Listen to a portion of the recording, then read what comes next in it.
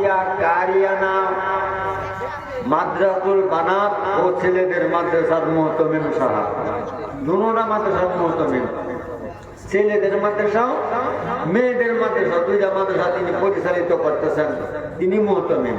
তো যাই হোক, তিনার খেদমতে দেশে বিদেশে তিনি বাংলাদেশে গেলেন, বাংলাদেশ থেকে সফর করে আইলেন, খুব নসিহত ছিল। আমরা সৌভাগ্যবান আজকে তিনারে পাইলাম, তিনার জন্য দোয়া করতাম, তিনিও আমাদের জন্য দোয়া করতো।